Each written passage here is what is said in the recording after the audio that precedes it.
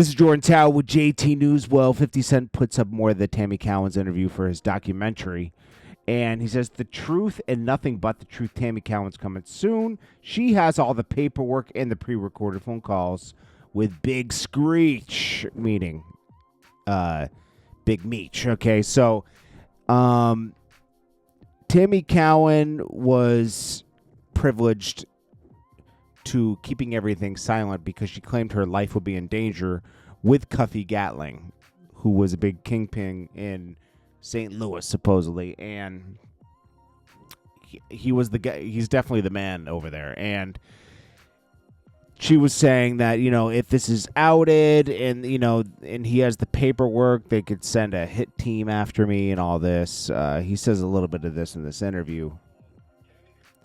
It's right here. 50 posted this.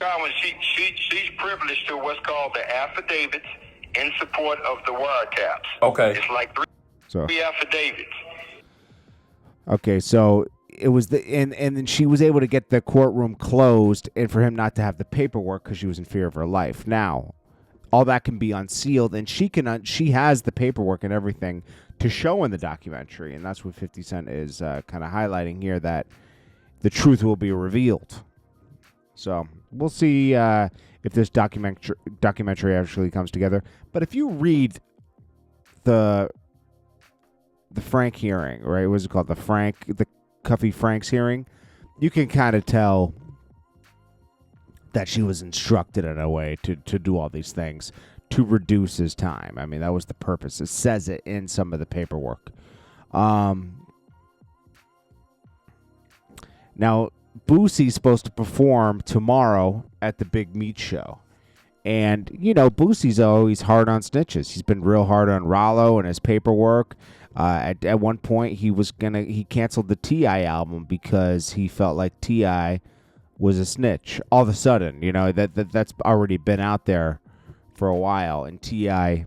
admitted to something with his friend died and he took the gun. I don't know, something like that. I forget the exact circumstance, but it was more like his friend died and his friend came to him in a dream to take the charge or something. That, you know, put the gun on him. So Boosie confirms here that he'll still go to the concert, even though these snitch allegations. And if Boosie were to sit down and read the paperwork, it's kind of obvious.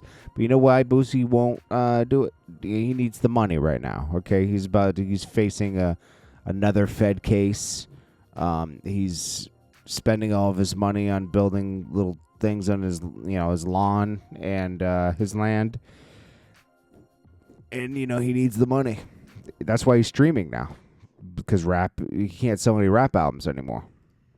Are you showing and performing at the Big Meech party? Yeah, I'm performing. See? And then he's a man of his word all of a sudden, right? Boosie needs that cash. I gave Big Meech my word. You know? He's building a pond in his backyard. He needs that cash. And I was going to perform, and I give a man my word. That's my word. Yeah, okay. Okay, Boosie. Boosie just picks and chooses. You know, he's solid when he wants to be. Boosie's questionable. Period. He is.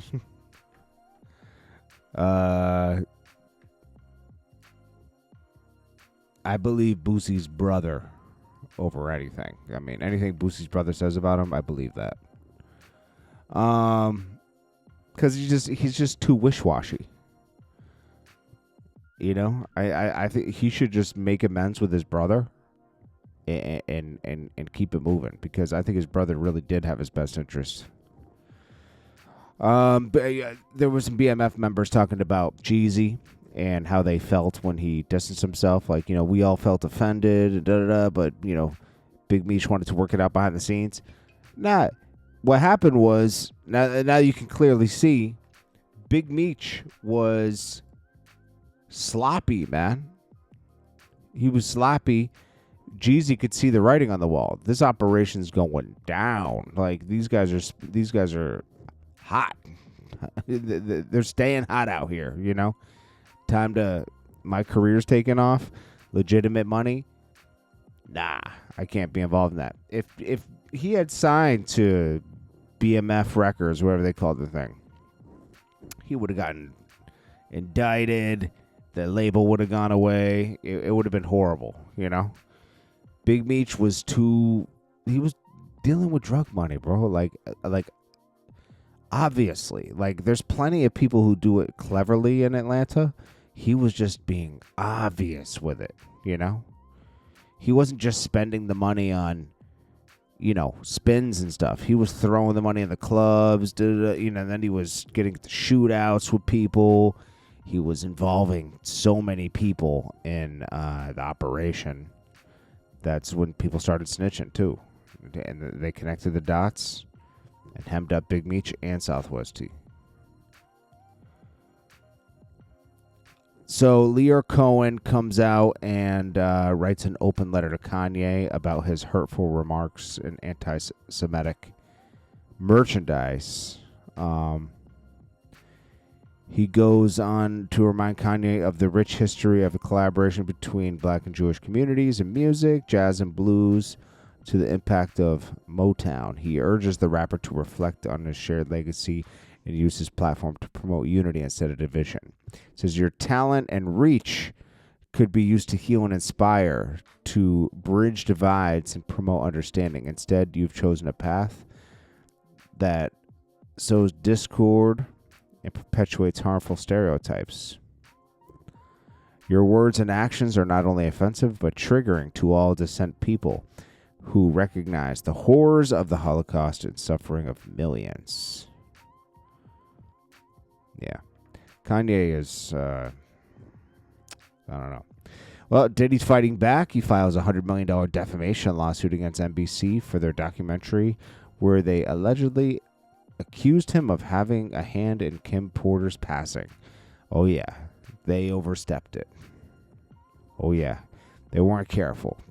And Diddy will probably win this one. So, yeah, he's taking the Jay-Z approach. And I think that's it for now. I will check you guys on the next one. This is Jordan Tower with JT News. Peace.